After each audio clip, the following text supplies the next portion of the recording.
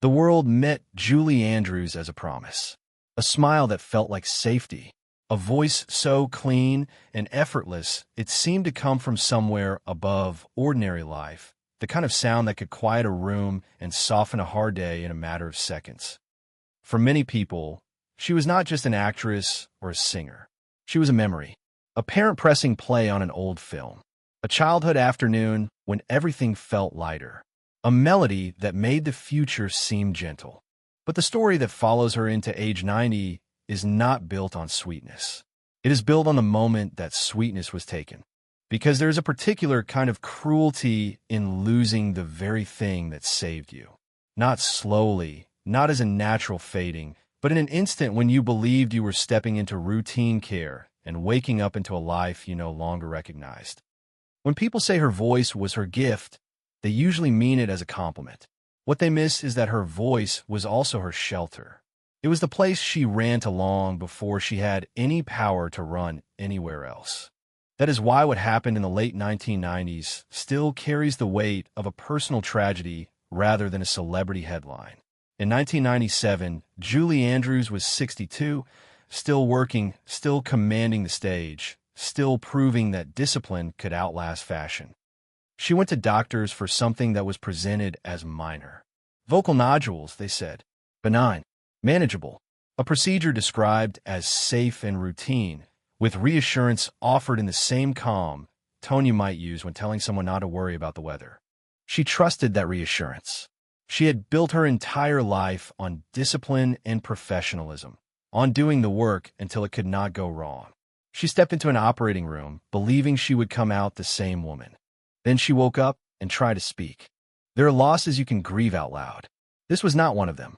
This was the kind that settles inside the body and rearranges your sense of self before you can even name it. Her vocal cords were damaged irreparably, and the instrument that had carried her from fear into fame became fragile, unreliable, reduced to a shadow of what had been. For the public, it sounded like a sad fact. For her, it was an identity fracture. A private silence no standing ovation could cover. And that silence hit harder because her life had already taught her what it meant to search for safety and sound. Her childhood was not a gentle origin story. It was instability, poverty, and an atmosphere that demanded vigilance. She was born in England in 1935, growing up through the pressure and disruption of wartime and its aftermath, in a home that never fully offered the comfort a child assumes is normal. Even her sense of who she was had been shaken early, when a truth about her father cracked the ground beneath her and left her suspended between shame and disbelief. It is one thing to feel poor. It is another thing to feel hidden, as if your very existence began as something that needed to be kept quiet. In that environment, her voice did not arrive as a decorative talent. It arrived as survival. When she sang, the noise of uncertainty fell away. Fear could not follow her into a held note. Hunger could not compete with the focus of breath and pitch. The discipline that later made audiences call her flawless began as a child learning how to control at least one thing in a life that felt uncontrollable. That is why the loss of her voice was never simply about music. It was about losing the oldest tool she had for making the world feel manageable. After the surgery, she fought. Not dramatically, not in the way tabloids prefer, but relentlessly in the quiet way a person fights when they cannot accept that the core of them has been altered. More procedures followed. Consultations, specialists, hope offered and withdrawn. And eventually the unthinkable reality settled into her home, into her marriage, into the everyday moments where she would have once filled a room with song without even thinking about it. The legal action that followed could not restore what was gone. No settlement can give you back a self. This is the part that makes people say, try not to cry. Not because it is sentimental, but because it is unfair in the most intimate way. The world loved her for a sound that made life feel brighter, and then life demanded she learn how to live without that sound. Yet this is not a story about a woman disappearing. It is about a woman standing in the aftermath and deciding that silence would not be the end of her meaning. The question is how she did it, how someone whose voice carried generations learned to reshape herself when the gift that built her legend was forced into quiet. Julie Andrews did not grow up inside certainty. Long before discipline became her signature and elegance became her image, her world was shaped by instability that taught her to observe quietly, to listen closely, and to sense danger before it announced itself. She was born in 1935 in Walton-on-Thames, England, into a family already strained by emotional fragility and the gathering shadow of war. Her earliest understanding of home was not warmth but adjustment, learning how to fit herself into rooms that never quite settled. For 14 years, she believed she belonged to a gentle schoolteacher she called father. His calm presence gave her something rare in those years, a sense of being chosen and protected. When her mother finally revealed the truth that he was not her biological parent, the disclosure did not explode outward. It collapsed inward. She later reflected on that moment as the instant her inner ground gave way, as if identity itself had cracked open. To discover that your existence began as something hidden leaves a mark that does not fade with time. It becomes a quiet companion, shaping how you move through the world and how deeply you trust it. As that realization settled, life offered little relief. Her parents separated during the turbulence of wartime Britain, and she was sent to live with her mother and her new husband, a struggling vaudeville performer. Poverty tightened around them. They moved through bomb-damaged neighborhoods, sirens and rubble forming the soundtrack of daily life. Stability felt like a luxury other families might afford. In that home, vigilance became instinct. Night after night, she locked her bedroom door not out of childish habit, but out of an unspoken need to feel safe until morning. Yet within that fear, something resilient survived. Her voice emerged early, clear and startling in its control. It became the one place where the noise of secrecy and hunger fell silent. Singing was not indulgence. It was survival. When she sang, fear could not reach her. The same man who filled the home with unease recognized that voice and pushed it onto stages, unknowingly creating the first contradiction that would follow her throughout life. Gratitude and trauma would coexist in the same memory. Opportunity would arrive wrapped in pressure. Formal training did not soften that reality. She was enrolled in a demanding performing arts school not as a privilege, but as a fragile chance that could close at any misstep. Her transformation accelerated under a revered vocal teacher whose standards were unforgiving and precise. The training expanded her range octave by octave, forging pitch so exact it felt almost unreal. But the cost was immense. There were winters when money was scarce, when lessons meant long journeys alone through gaslit streets, coat thin against the cold, hands numb. Missing a lesson felt like standing at the edge of losing everything. What hurt most was not the cold itself. It was returning from those journeys to no applause, no reassurance, no one waiting to say she would be all right. So she learned to become her own witness. Discipline became her shield. Precision became her armor. A phrase from her teacher engraved itself into her bones, a rule she would carry for decades. The amateur works until it is right. The professional works until it cannot go wrong. For her, error was too expensive to allow. By the age of 12, she was already performing professionally in London. At 13, she stood alone on the stage of the London Palladium, singing before royalty, becoming the youngest soloist ever to do so. The applause was thunderous. The headlines spoke of a prodigy. But behind the composed smile stood a child who understood how quickly security could vanish. She continued to work relentlessly on stage and radio, not driven by joy alone, but by a quiet fear of falling back into uncertainty. Success did not calm that fear. It sharpened it. When she crossed the Atlantic as a teenager to begin her American career, she did so alone, carrying only courage and the fragile power of her voice.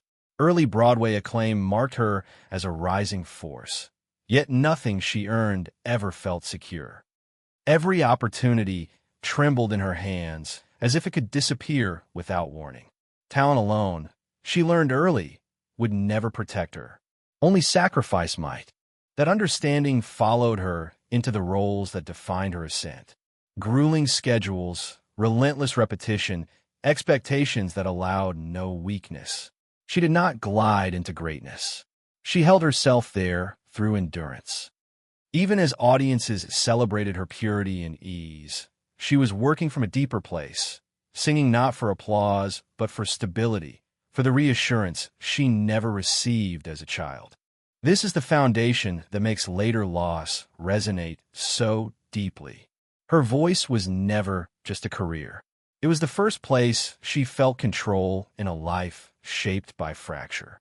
It was the one thing she could rely on when people, homes, and circumstances shifted without warning. Long before it lifted audiences, it had lifted her out of fear. And that is why the silence that would come years later carried such weight. It did not erase a profession alone. It reached back through her life and touched the very beginning, the child who learned to survive by turning pain into sound. By the time Julie Andrews reached the height of her professional power, the pressure surrounding her had grown so constant that it no longer felt like strain. It felt like air. Every role, every rehearsal, every public appearance carried the same unspoken warning she had learned as a child. One mistake could take everything away. Success did not calm that fear. It sharpened it. The higher she climbed, the more she understood how far there was to fall. Her Broadway years became a test of endurance disguised as triumph. Night after night, she stepped onto the stage knowing that thousands of eyes were waiting for flawlessness. Performing 8 shows a week was not merely exhausting. It required a level of physical and emotional control that left no room for fragility. She transformed herself completely for each performance, holding pitch, breath, and emotion with surgical precision.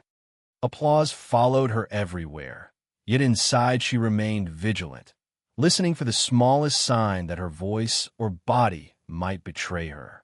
When Hollywood entered her life fully, it did not soften those demands. It magnified them. She carried the weight of expectation into every project, aware that the industry's affection could be conditional and fleeting. That truth became painfully clear when she was replaced in the film adaptation of a role she had embodied for years. The decision cut deeper than public disappointment could ever reveal. It reopened an old wound, the fear that devotion and discipline alone were never enough to guarantee security. Yet fate offered a strange counterbalance. A role arrived that would reshape not only her career, but her image in the world. When she stepped into the part that made her a household name, she brought with her not just talent, but an entire history of survival. Audiences saw warmth, optimism, and effortless charm. What they could not see was how much control it took to make that warmth feel real.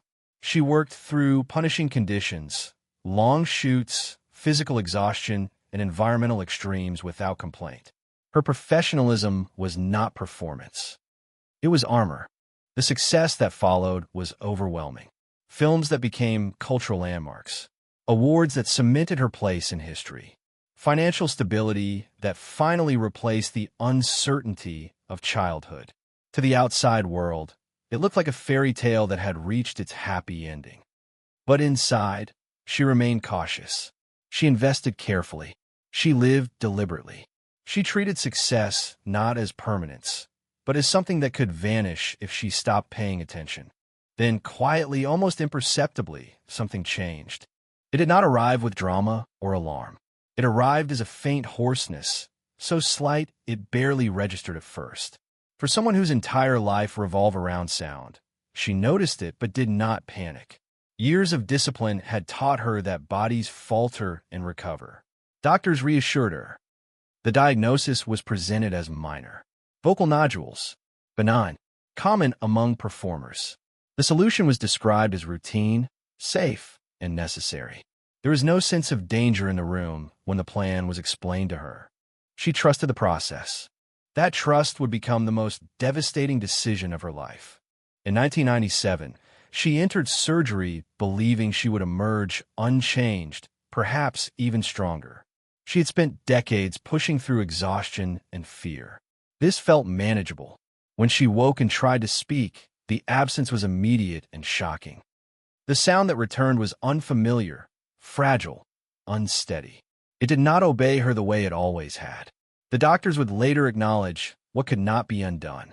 Her vocal cords had been irreparably damaged. For someone else, this might have meant an altered career. For Julie Andrews, it meant an altered self. Her voice had been more than a professional tool. It had been her earliest refuge, the place she escaped when childhood offered none. Losing it was not simply losing range or strength. It was losing a language she had spoken since before she understood fear. She later described the experience not as recovery, but as an internal death. The silence she faced was not around her. It lived inside her, where music had always breathed. She refused to accept it quietly. Multiple surgeries followed, consultations with specialists around the world, endless exercises, therapies, and whispered hopes. Each attempt carried the promise that the old sound might return. Each disappointment landed heavier than the last. Nights were spent awake, staring into darkness, mourning not just a career, but a part of her identity that could not be replaced. Her husband watched the transformation with helpless clarity. The home that had once been filled with melody and shared laughter grew still. Conversations changed. Pauses lengthened. The woman who had always expressed herself through sound now had to learn how to exist without it. The legal action that followed offered no relief. A malpractice suit was filed, not out of anger alone, but out of a need for acknowledgement. The settlement, when it came, felt hollow. No amount of money could restore what had been taken. The emotional aftermath was profound. She withdrew, not in bitterness, but in disorientation. Her daughter later recalled long stretches of silence, moments when her mother seemed to be searching for herself in a world that no longer recognized her primary language. She questioned who she was without the voice that had defined her since childhood. The mirror reflected a stranger. And yet, even in that devastation, something stubborn began to rise. She had survived darkness before. She understood that collapse did not have to mean disappearance. Slowly, she began to reshape her relationship with expression. If she could no longer sing, she would speak. If she could not perform as she once had, she would tell stories. She turned toward writing, co-creating children's books filled with empathy and imagination. Each page became a quiet echo of the comfort her voice once offered. She returned to the public, not as the soaring soprano the world remembered, but as a presence shaped by experience. Her altered voice found new purpose in narration and animation, carrying authority and warmth rather than range. It was different, but it was still hers. And in that acceptance, she reclaimed something essential. Purpose does not disappear when a gift is taken. It changes form. The tragedy of that moment is not that she lost her voice. It is that she had to confront, once again, the fear she thought she had outgrown. The fear of losing the one thing that kept her safe. But this time, she faced it with the strength of someone who had already rebuilt herself once before. Her life did not end in that operating room. It pivoted. Silence did not erase her meaning. It demanded that she redefine it. The aftermath of losing her voice did not announce itself with a single breaking moment. It unfolded slowly, settling into her days and reshaping her life in ways that were both visible and invisible. What the world saw was a celebrated performer stepping back from the spotlight. What Julie Andrews lived was far more intimate. She had to relearn how to occupy silence without feeling erased by it. In the early months after the damage became undeniable, routine itself felt unfamiliar. Mornings no longer began with scales or quiet vocal checks. The absence of those rituals left a hollow space that echoed through the house. She spoke carefully, sparingly, listening to the altered sound of her own voice as if it belonged to someone else. Each word carried a reminder of what had been lost, and with it the unsettling question of how much of her former self could still exist. The psychological weight was heavier than the professional consequences. Singing had been her first refuge, her earliest proof that she could control at least one thing in a world that often felt unsafe. Without it, old fears resurfaced. The sense of security she had built over decades felt suddenly provisional again. She later acknowledged that the loss reopened wounds she believed time had healed. The frightened child who once locked her bedroom door returned in quieter, subtler forms, now armed with adult awareness and grief. Public reactions, though sympathetic, carried their own burden. Admirers spoke of tragedy and injustice, of how unfair it was that someone so gifted had been silenced. Their compassion was genuine, but it sometimes froze her in the moment of loss. Each well-meaning comment reminded her that the world still associated her with a sound she could no longer produce. She became cautious about appearances, careful not to invite expectations she could not fulfill. Applause, once a source of connection, now felt distant, almost belonging to another lifetime. Professionally, doors closed without ceremony. Roles written for her voice were no longer possible. Musical offers disappeared. Invitations slowed. The industry that once relied on her discipline and reliability adjusted quickly, as industries do. There was no malice in it, only momentum moving on. For someone who had spent her life proving that effort could secure her place, this quiet recalibration felt deeply personal. It confirmed a truth she had always feared. Work, no matter how devoted, does not guarantee permanence. At home, the impact rippled outward. Conversations changed shape. Music, once a natural presence, became something to approach carefully. Friends noticed her pauses, the way she sometimes seemed to measure words before releasing them. Laughter remained, but it carried a different rhythm. Her husband understood the loss not only as a partner, but as a collaborator who had shared a creative life with her. The silence they faced together was not empty. It was crowded with memory. The legal battle that followed added another layer of strain. Each meeting, each document, required her to revisit the moment of trust that had led to irreversible damage. Seeking accountability did not bring relief. The settlement, when it arrived, resolved nothing she truly needed resolved. It acknowledged harm without offering restoration. Justice, she learned, has limits.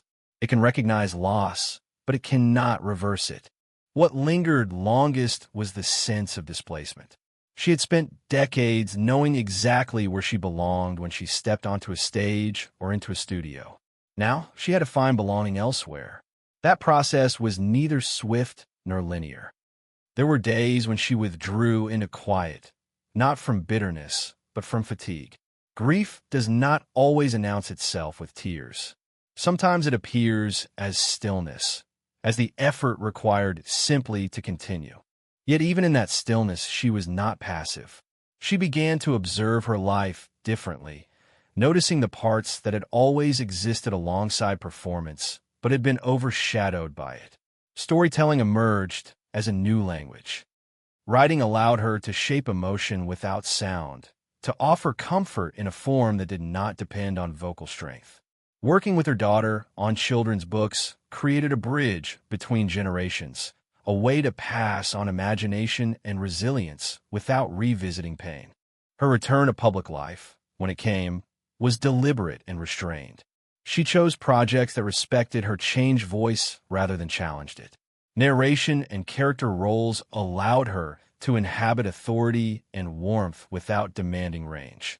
Each appearance carried a quiet statement. I am still here, even if I am different. The audience learned to listen in a new way, attuning themselves not to soaring notes, but to presence. The broader impact extended beyond her own career. She became an advocate for vocal health, not as a spokesperson chasing attention, but as someone who understood the cost of neglect and assumption. She supported research and safer practices, hoping to spare others the devastation she had endured. Purpose replaced performance as her guiding principle. Contribution mattered more than recognition. Over time, the loss integrated itself into her identity rather than dominating it. It remained painful, but it no longer defined her entirely. She discovered that dignity could exist without display, that influence could persist without applause. The grace audiences had always admired took on a deeper meaning. It was no longer tied to elegance on screen, but to the way she carried absence without surrendering kindness. The consequences of that surgery reached far beyond the physical. They altered her relationship with fame, with work, and with herself. Yet they also revealed something essential. The voice that once lifted millions had been taken, but the strength that created that voice had not. What remained was quieter, but no less powerful. Even as the public focused on her legendary career, Julie Andrews' private life was full of quiet stories that rarely reached the spotlight. The transcript highlights moments that reveal not the image of perfection, but the texture of human resilience. Behind every smile and graceful bow, she carried memories of fear, moments of self-doubt, and the unspoken understanding of loss that had shaped her earliest years. These were the stories she lived between performances, in the silence of her home, and in the eyes of those closest to her. Some of the most revealing accounts come from her reflections on childhood and family. She had grown up in houses that were fractured in ways no child should have to navigate. The man she believed to be her father until her early teens was not biologically related to her. That revelation did more than shock. It reshaped her understanding of identity, trust, and belonging. She later spoke of how this secret left a lasting impression, creating a quiet wariness she carried into adult relationships, a careful vigilance in a world that had once proved unpredictable. Even as her talent emerged, Julie lived with contradictions. Her stepfather recognized her extraordinary gift and pushed her into stages where she shone brilliantly, yet his presence in the household could be frightening and volatile. The same home that could inspire awe in others was for her a space where endurance and alertness were daily necessities. Her voice became both a shield and a beacon, allowing her to channel private fear into public brilliance. Singing was never indulgence, it was survival. Each note was a reclamation of safety and agency in a world that had offered her so little. Those early lessons in resilience informed how she approached life as an adult. When Hollywood and Broadway offered accolades and fame, she carried them with caution. Every opportunity felt precious and fragile. The transcript reveals how this careful approach extended to her family life. She approached marriage and motherhood with thoughtfulness and restraint, understanding that emotional stability was as vital as professional success. Her first marriage, while filled with love, eventually required hard choices and adjustments, teaching her that endurance in personal relationships demanded as much discipline as endurance on stage. After the devastating loss of her singing voice, these private habits and reflections became the foundation for rebuilding her life. The silence imposed by the failed surgery was profound, touching not only her career but her sense of self. She withdrew in many ways, not from the world, but into the deliberate management of her own space, learning to navigate a life in which her primary means of expression had been altered. The transcript emphasizes that she did not retreat into despair. She shifted the mode of her impact.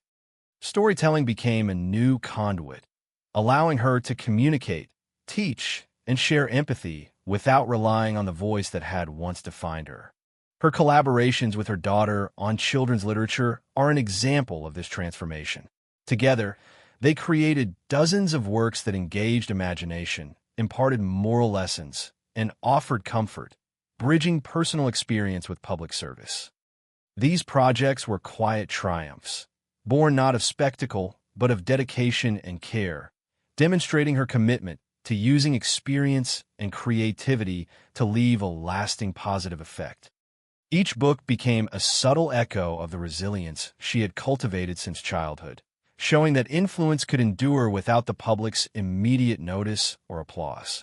Julie's later work in narration, from animated films to series like Bridgerton, reflects the same quiet approach. The transcript shows that she chose projects that suited her altered capabilities, ensuring that her presence remained authoritative, warm, and meaningful. These roles allowed her to continue connecting with audiences while respecting the boundaries imposed by physical limitation. Her performances became nuanced, shaped by maturity and understanding, proving that artistry can transcend the technical ability that first brought acclaim. Alongside creative output, she engaged in advocacy and mentorship. The transcript details her involvement in initiatives for vocal health, the performing arts, literacy, and women's leadership. These efforts were rarely high-profile. Instead, they demonstrated a commitment to using knowledge and experience to protect and empower others. Her advocacy arose naturally from her own life, a fusion of personal loss and a desire to prevent similar struggles for others.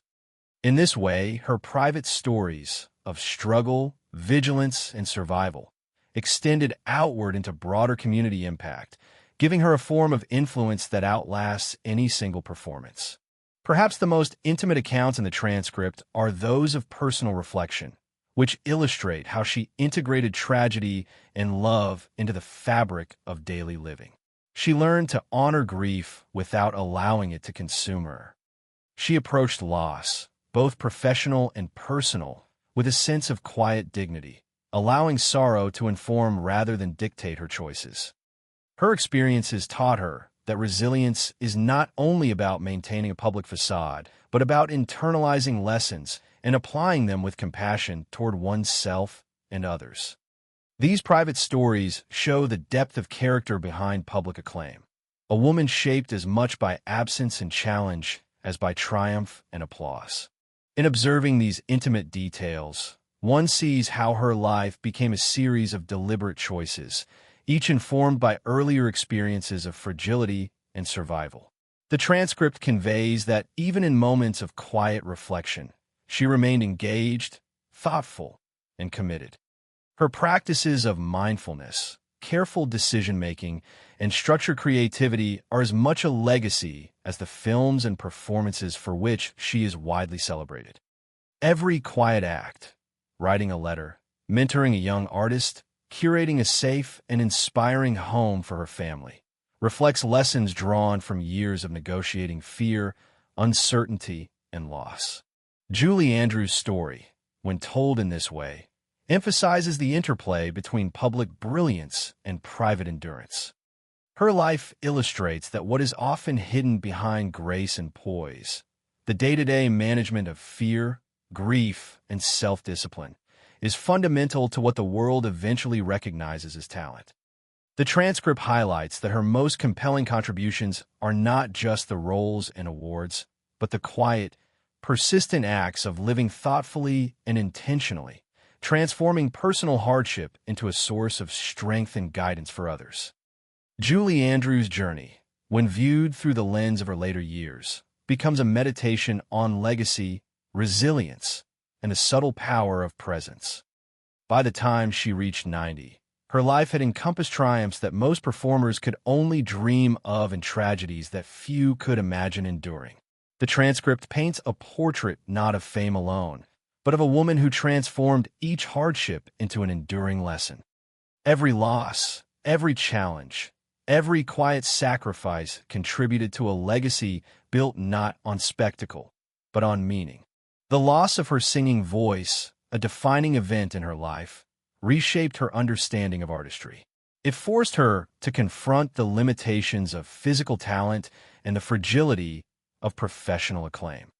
Yet it also revealed an essential truth. The power of purpose is not tied to the instrument through which it is expressed.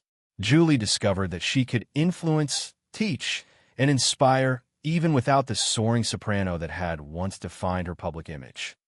Her work in narration and writing became avenues to channel creativity, empathy, and wisdom, demonstrating that adaptation can be a form of triumph as profound as the achievements that came before. Her philanthropy and mentorship are equally central to her legacy. Rather than seeking the spotlight, she quietly invested in causes that reflected her values and experiences. She supported vocal health initiatives, ensuring that future performers could avoid the heartbreak she endured. She championed literacy, arts education, and the development of young talent, understanding that the cultivation of creativity is as essential as its performance. Through these efforts, she translated personal loss into communal benefit, proving that resilience can ripple outward, affecting lives beyond her immediate circle. The transcript also emphasizes the domestic spaces she created and maintained, reflecting her approach to permanence and stability. Her homes, meticulously restored and thoughtfully curated, became sanctuaries rather than showcases. In these spaces, she nurtured family, hosted intimate gatherings, and fostered environments of learning and creativity. They stood as tangible representations of the stability and continuity she had sought since childhood, a testament to a life transformed by the careful application of intention, patience, and care. Love and partnership were similarly integral to her understanding of endurance. Her marriage to Blake Edwards, though marked by the complexities of two creative individuals navigating personal challenges, illustrated the balance between devotion and independence. The transcript details decades of shared life, including the adoption of two daughters and the navigation of illness, grief, and the passage of time. Through these experiences, Julie demonstrated that enduring love requires attention, humility, and a willingness to embrace both strength and vulnerability. Their shared life became a model of resilience, showing that relationships can be both profoundly rewarding and quietly demanding, requiring persistence rather than dramatic gestures. Her approach to grief and loss further defines her legacy. From the early disruption of her family to the loss of her voice and the eventual death of her husband, Julie confronted absence repeatedly. The transcript underscores her capacity to transform these experiences into sources of reflection, empathy, and growth. She did not seek to erase grief or perform around it. Instead, she allowed it to shape her understanding of life and her interactions with others. In doing so, she imparted a quiet lesson. Dignity and grace are cultivated in the spaces between loss and recovery, not merely in moments of public recognition. The cumulative effect of these experiences informs a broader understanding of her impact. Julie Andrews' life demonstrates that legacy is not solely the sum of awards, roles, or public acclaim. It is also the accumulation of intentional actions, ethical choices, and the consistent application of empathy and care. The transcript highlights that her contributions, whether through mentorship, philanthropy, or personal example, have created lasting effects that transcend her individual performances. Her life embodies a philosophy in which achievement is inseparable from endurance, and influence extends beyond the visible stages to the hidden corners where preparation, reflection, and guidance quietly occur. Ultimately, her story invites contemplation on the nature of grace and resilience. It presents a counterpoint to narratives that equate success with outward recognition alone. Julie Andrews' achievements are amplified by the context in which they were realized, the hardships she endured, the discipline she maintained, and the courage with which she adapted to profound loss. Each triumph carries a resonance precisely because it is built upon a foundation of survival and self-reclamation, not mere opportunity or innate talent. The transcript closes this reflection with a subtle reminder that her life, while extraordinary, remains human. Her capacity for empathy, her investment in others, and her ability to convert suffering into purpose illustrate that the deepest forms of artistry are not always visible on stage.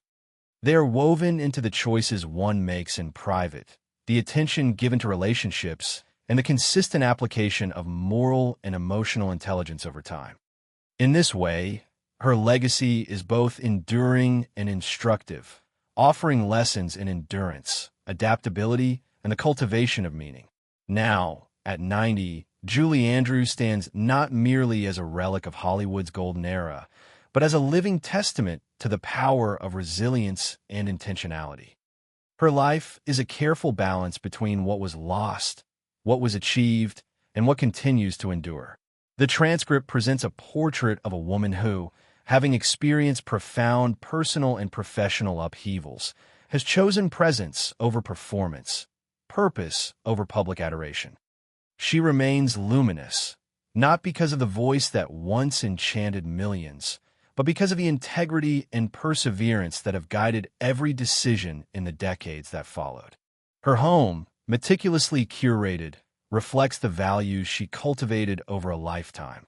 Each space, whether a library filled with books, a studio dedicated to quiet creativity, or a garden maintained with care, serves as a sanctuary of permanence in a life once defined by instability.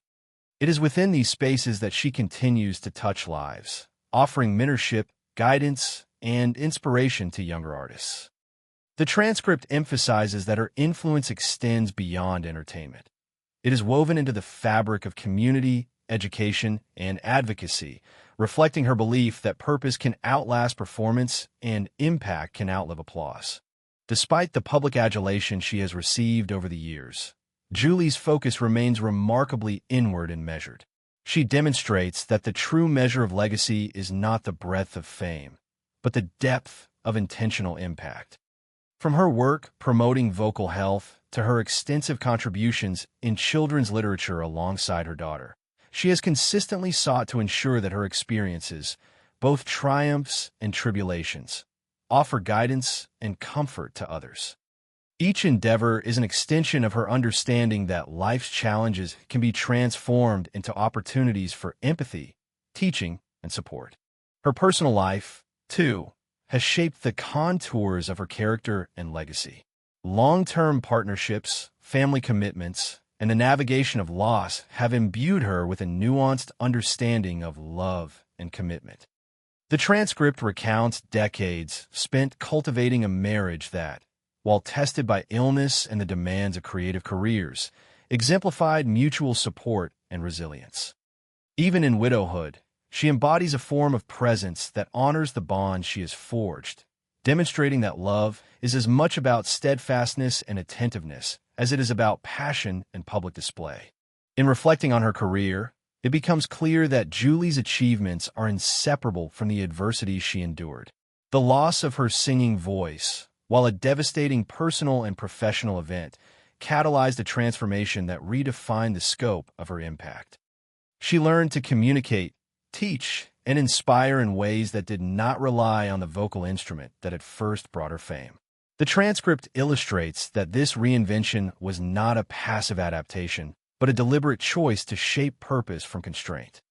She embraced roles in narration and voice work, guided her daughter in co-creating children's books, and invested in initiatives that fostered education, creativity, and leadership for future generations. Her approach to public life reflects a subtle yet profound understanding of influence. She engages thoughtfully, prioritizes projects aligned with her values, and balances visibility with reflection. In interviews, appearances, and creative collaborations, she conveys warmth and authority without seeking the limelight for its own sake. The transcript emphasizes that this strategy allows her to extend her presence and legacy without compromising authenticity or overextending herself. In doing so, she has crafted a model of public engagement rooted in consistency, wisdom, and empathy. Julie's story also provides a framework for understanding the interplay between triumph and suffering. The transcript repeatedly underscores that the moments of public glory were built on a foundation of endurance, discipline, and the transformation of personal hardship into strength. Her capacity to navigate profound loss, including the death of loved ones, professional setbacks, and the permanent silence of her voice, illustrates that the qualities most celebrated in her performances were forged in private struggle. Grace, as she demonstrates, is not simply the ability to perform flawlessly. It is the ability to maintain dignity, purpose, and compassion when circumstances are beyond one's control. Her legacy, therefore, is multidimensional. It encompasses artistry, but it is equally defined by resilience, mentorship, and a thoughtful stewardship of her influence. The transcript emphasizes that her life offers lessons not only about achieving excellence, but also about navigating adversity with intentionality. By cultivating spaces for creativity, fostering community engagement, and shaping future generations of artists, she ensures that her impact extends far beyond the immediacy of fame. Her life becomes a testament to the idea that enduring significance arises from sustained commitment to values, relationships, and purposeful action. As she continues into her 10th decade, Julie Andrews embodies a profound equilibrium between history and presence. The transcript portrays her as reflective yet active, shaped by the trials of the past, yet focused on meaningful engagement in the present. She navigates her days with quiet intentionality, honoring both her own needs and the needs of those she influences. Every decision, from creative projects to philanthropic endeavors, reflects an understanding that a life of significance is built through consistent, thoughtful contributions rather than spectacle alone. Ultimately, her story invites reflection on the nature of achievement, loss, and purpose. It challenges conventional definitions of success, highlighting that the deepest accomplishments are not always measured in awards or accolades, but in the capacity to persist, adapt, and contribute meaningfully despite profound obstacles. The transcript underscores that Julie Andrews' life, while extraordinary in public perception, is equally remarkable in its private tenacity, resilience, and ethical engagement. Her journey demonstrates that true legacy is created not merely by what one achieves, but by how one endures, transforms, and guides others through the lessons learned along the way. In closing, Julie Andrews remains a symbol of enduring grace, a testament to the possibility of resilience in the face of irreparable loss. She has lived a life in which personal tragedy, professional challenges, and public acclaim have intertwined to create a narrative of quiet strength. Her choices, values, and ongoing contributions exemplify a form of legacy that transcends performance and time, offering a model for navigating adversity with dignity, purpose, and unwavering presence. In doing so, she leaves the world not just stories to remember, but lessons to live by.